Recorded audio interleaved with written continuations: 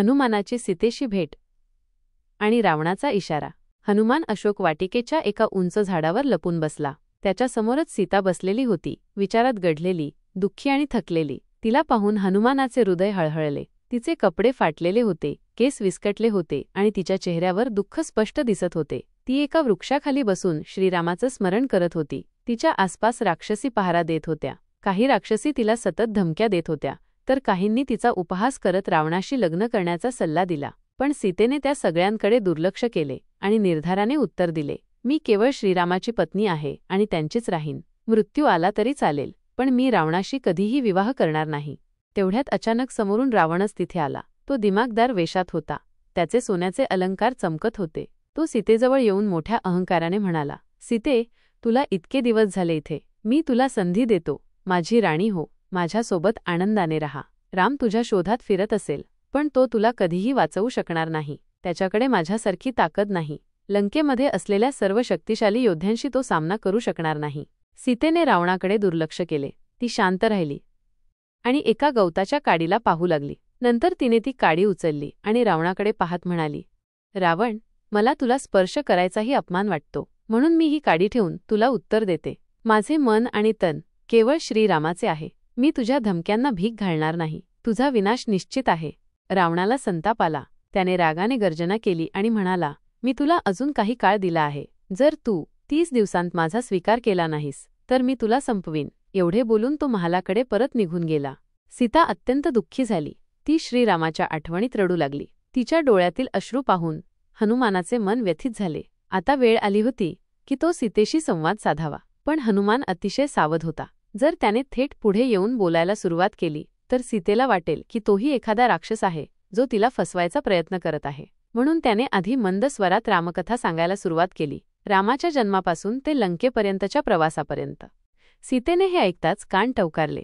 तिला कुतूहल वाटले की एवढ्या दूर लंकेत रामाची कथा कोण सांगत आहे। ती चौफेर पाहू लागली, पण कुणीही दिसत नव्हते। शेवटी हनुमान झाडावरून खाली उतरला आणि नम्रतेने म्हणाला, माते, मी श्रीरामाचा दूत आहे। माझे नाव हनुमान। मी तुला शोधण्यासाठी येथे आलो आहे। सीतेला सुरुवातीला विश्वास बसला नाही। तिने हनुमानाकडे संशयाने पाहिले आणि विचारले, जर तू खरोखरच रामाचा दूत आहेस, तर मला काही पुरावा दाखव। हनुमानाने लगेच आपली शेपटीत लपवलेली अंगठी काढून सीतेसमोर ठेवली। ती पाहून सीतेच्या डोळ्यात अश्रू उभे राहिले। तिने ती अंगठी हळूवार उचलली आणि म्हणाली, हे खरेच श्रीरामाचे आहे? हनुमान, तू खरेच त्यांच्याकडून आला आहेस। सीतेला आनंद झाला, पण लगेच ती पुन्हा चिंता करू लागली। तिने हनुमानाला विचारले, राम कुठे आहे? ते कसे आहेत? ते मला सोडवायला कधी येणार? हनुमानाने शांतपणे उत्तर दिले, माते, श्रीराम आणि लक्ष्मण तुला सोडवण्यासाठी ताकद गोळा करत आहेत। सुग्रीव आणि त्याची संपूर्ण वानरसेना त्यांच्यासोबत आहे। लवकरच ते येथे येतील आणि रावणाचा अंत करून तुला सोडवतील। सीतेला थोडा दिलासा मिळाला, पण हनुमानाला एक शंका आली, जर त्याने सीतेला लगेच रामाच्या जवळ नेले, तर कदाचित मोठं युद्ध टळू शकेल। त्याने सीतेला विनंती केली, माते, मी तुला लगेच घेऊन जाऊ शकतो। माझ्या पाठीवर बस, मी तुला रामाजवळ घेऊन जाईन। पण सीतेने नकार दिला। ती म्हणाली, हनुमान, हे योग्य नाही। जर मी असेच पळून गेले, तर लोक माझ्यावर संशय घेतील, आणि शिवाय मला स्वतःच्या पतीच्या पराक्रमावर पूर्ण विश्वास आहे। त्यांनीच येथे येऊन मला वाचवावे, हाच माझा धर्म आहे। हनुमान तिच्या निश्चयाने प्रभावित झाला। त्याने नमस्कार करून विचारले, मग मी रामाला काय संदेश द्यावा? सीतेने तिच्या केसातील एक दागिना काढून हनुमानाला दिला आणि म्हणाली, हे रामाला दे। त्यांना सांग की त्यांच्याशिवाय माझे आयुष्य निरर्थक आहे। लवकरात लवकर मला सोडवण्यासाठी यावे। हनुमानाने ती भेट स्वीकारली आणि वचन दिले की तो रामाकडेही माहिती पोहोचवेल। पण तो इतक्यावर थांबला नाही। त्याला आता रावणाला एक संदेश द्यायचा होता, शक्तीचा आणि धैर्याचा। पुढच्या भागात हनुमानाचा लंकेतील संहार आणि रावणाचा संताप। हनुमानाचा अशोक वाटिकेतील संहार आणि रावणाचा संताप। सीतेला दिलासा देऊन हनुमान लंकेमध्ये मोठा विध्वंस घडवायचे ठरवतो। त्याच्या शक्तीचा आणि श्रीरामाच्या क्रोधाचा प्रत्यय राक्षसांना द्यायचा होता। सीतेच्या समोरून निघून हनुमान उंच झाडावर बसला आणि विचार करू लागला। लंकेच्या भव्य अशोक वाटिकेचा विध्वंस करून तो रावणाला संदेश द्यायचा होता की श्रीरामाच्या सेवकानेही जर एवढा विध्वंस केला, तर राम स्वतः येऊन काय करेल याचा विचार करावा। हनुमानाने एका क्षणात झाडावरून झेप घेतली आणि अशोक वाटिकेतील मोठमोठी झाडे उन्मळून टाकली। सुंदर फुलांनी भरलेली वाटिका क्षणात उद्ध्वस्त झाली। त्याने मोठमोठे वृक्ष उखडले, शेकडो फळे आणि फुले उधळली। तलावातील पाणी आकाशात उडाले। हे बघून राक्षसी भयभीत झाल्या आणि त्यांनी मोठ्या आवाजात ओरडून सैनिकांना बोलावले. लंकेच्या सैनिकांनी हनुमानाला वेढले. त्यांनी त्याच्यावर शस्त्रांचा मारा केला, पण हनुमानाने मोठमोठ्या झाडांच्या फांद्या उचलून त्यांना फेकले. काही सैनिक जमिनीवर पडले, काही दूर उडून गेले. हनुमानाचे शक्तिशाली वार पाहून अनेक जण पळून गेले. त्याच्या एका हल्ल्यात अर्धी सेना संपली होती. हे वृत्त रावणापर्यंत पोहोचले. त्याने संतापाने गरजत आपल्या पुत्राला अक्षय कुमाराला पाठवले. अक्षय कुमार योद्धा होता, पण हनुमानाशी सामना करणे त्याच्या ताकदीच्या पलीकडे होते. तो आपल्या भव्य रथात बसून आला आणि हनुमानावर तुटून पडला. हनुमानाने त्याच्या हल्ल्याला प्रतिहल्ल्याने उत्तर दिले. काही वेळ दोघांत जबरदस्त युद्ध झाले, पण हनुमानाच्या एका घणाघाती प्रहाराने अक्षय कुमार मरण पावला. रावणाला हे समजताच त्याचा संताप अनावर झाला. त्याने लगेच आपल्या सेनापती इंद्रजितला, जो मायावी युद्धतंत्रात प्रवीण होता, हनुमानाला पकडण्याचे आदेश दिले. इंद्रजित अत्यंत बलशाली होता आणि त्याला ब्रह्मास्त्राचा वरदान सुद्धा होते. त्याने युद्धात हनुमानाशी झुंज दिली. काही वेळानंतर त्याने ब्रह्मास्त्राचा उपयोग केला. हनुमान श्री ब्रह्मदेवांचा भक्त असल्याने त्याने त्या अस्त्राचा आदर केला आणि जाणून बुजून स्वतःला पकडू दिले. हनुमानाला बंदी बनवून रावणाच्या दरबारात नेण्यात आले. विशाल सभा भरली होती. समोर सुवर्ण सिंहासनावर रावण बसला होता. त्याच्या बाजूला त्याचे प्रधान आणि महत्त्वाचे मंत्री उभे होते. सभेत हनुमान निर्भयतेने उभा राहिला.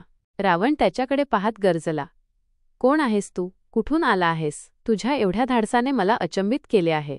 सांग, तुझा उद्देश काय आहे?" हनुमानाने ठाम आवाजात उत्तर दिले, "मी श्रीरामाचा दूत आहे. मी येथे सीतेची स्थिती पाहण्यासाठी आलो होतो, पण तुझ्या दुष्कृत्यांमुळे तुला एक इशारा द्यावा असे वाटले. जर श्रीराम स्वतः येथे आले तर ही संपूर्ण लंका राखेत बदललेली असेल." रावणाने उपहासाने हसून उत्तर दिले, "राम कोण? एक वनवासी राजकुमार. त्याने माझ्याशी युद्ध करावे? हास्यास्पद." हनुमानाने संतापाने उत्तर दिले, "तू रामाला ओळखत नाहीस. तो फक्त राजा नाही, तो स्वयं परमेश्वर आहे. जर तू सीतेला परत सोडली नाहीस तर तुझा विनाश अटळ आहे." रावणाचा क्रोध अनावर झाला. त्याने आज्ञा दिली की हनुमानाला मारून टाकावे, पण त्याच्या सभेत बसलेल्या मंत्र्यांपैकी विभीषणाने हस्तक्षेप केला. तो म्हणाला, "रावण, हे चुकीचे आहे. एक दूताला मारणे क्षत्रिय धर्माला धरून नाही. त्याला शिक्षा द्यायची असेल तर त्याला अपमानित कर." रावणाने विचार केला आणि आज्ञा दिली की हनुमानाची शेपटी पेटवून त्याला लंकेतून फिरवावे. हनुमानाने हे ऐकून मनात हसू दाबले. राक्षसांनी त्याच्या शेपटीला कापड गुंडाळले आणि त्याला तेल लावून आग लावली. पण हनुमानाने लगेचच आपल्या शरीराचा आकार वाढवला. त्याची शेपटी इतकी मोठी झाली की लंकेच्या अनेक रस्त्यांवरून ती ओढली गेली.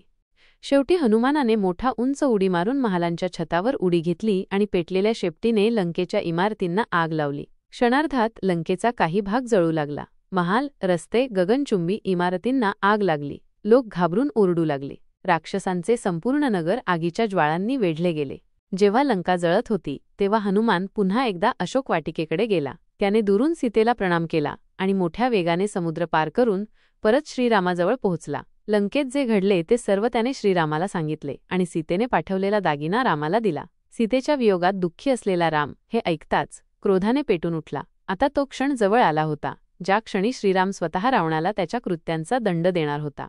पुढच्या भागात श्रीरामाची वानरसेना लंकेच्या दिशेने प्रयाण करते.